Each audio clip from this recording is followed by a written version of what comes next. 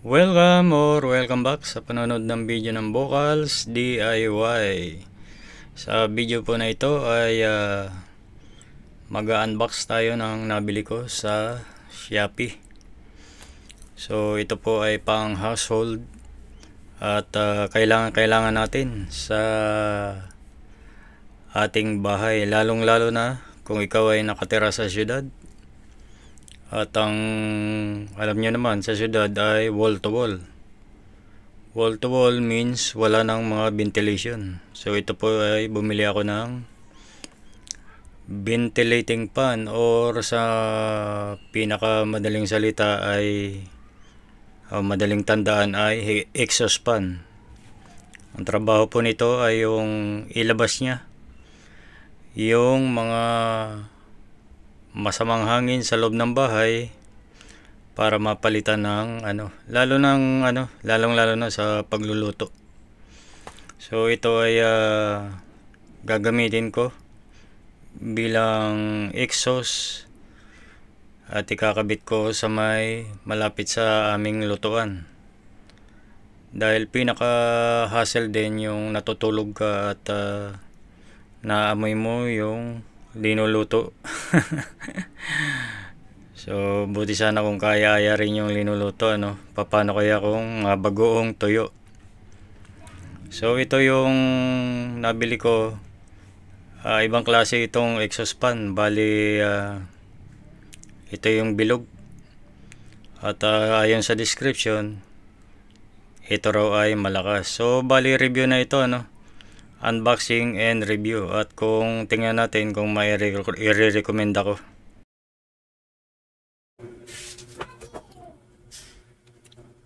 Ground line similar siya nung gagamitin kong saksakan.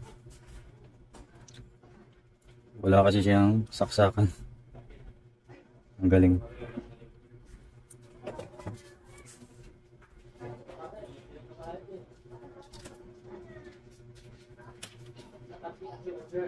So ibig sabihin ikaw na bahala.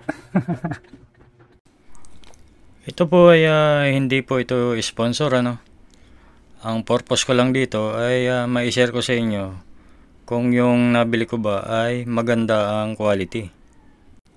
At least kung sakali, kung kailangan nyo yung ganitong item, alam nyo na kung saan kayo bibili at hindi kayo mabubudol.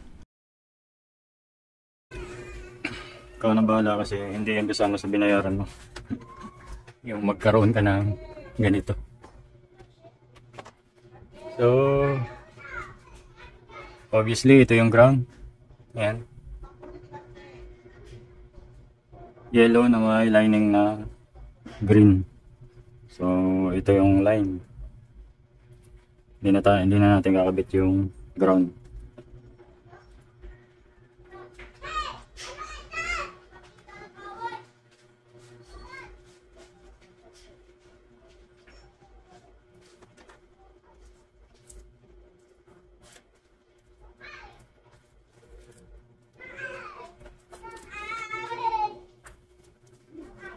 May nagloko rito sa electrical tape ko.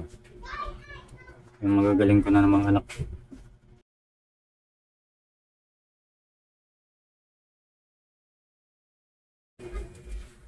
So puputo lang tayo ng kapiraso para lang matesting.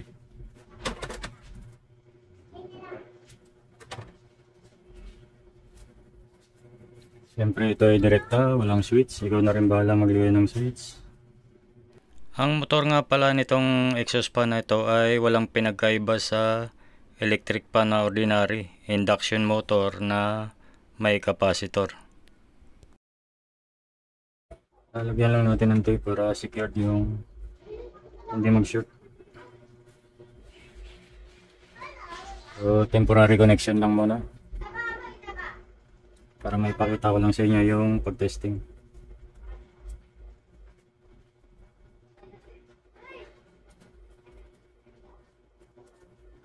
Okay.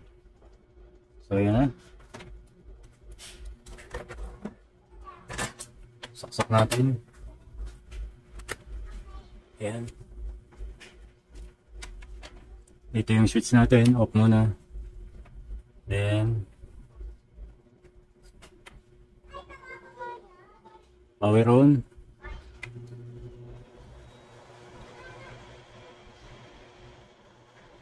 So nag-power naman.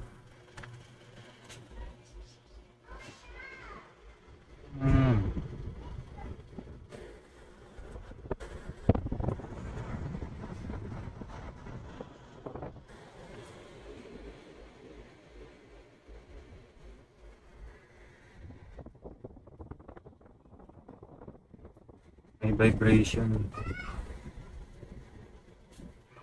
Makikita nyo.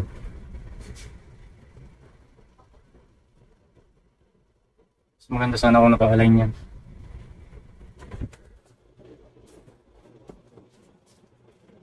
Power off. Yung nakita nyong vibration na yun ng motor ay sa LEC yun. Well, you deserve what you paid for, kumbaga. Kasi mura nga ito. So may mga discrepancy talaga na hindi maganda. Pero susubukan ko itong i-align. O ang pinaka worst scenario nito ay deform yung LEC or yung pinaka panya mismo. So kapag deform, wala na tayong remedyo dyan kundi pagtiyagaan yung vibration na yan.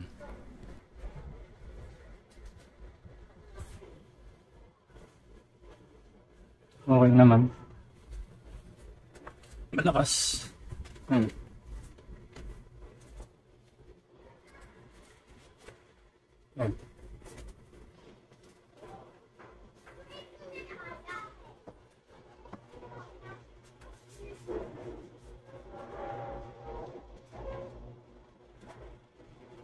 Sana na nga lang tumagal, ano.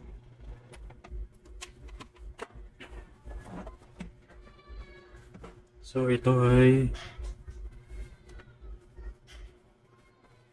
rated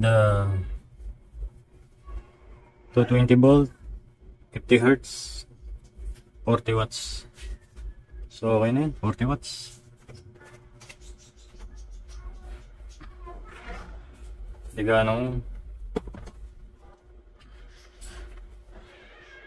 ganong magasto sa kuryente.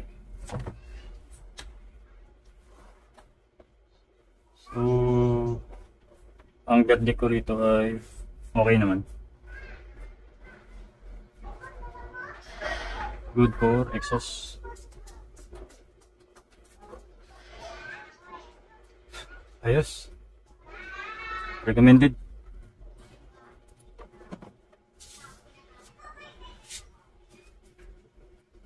Ilalagay ko na lang dyan yung description niya sa picture at kung saan ko nabili. Okay, kung nagustuhan ng video, please like and subscribe. Thank you. Bye bye.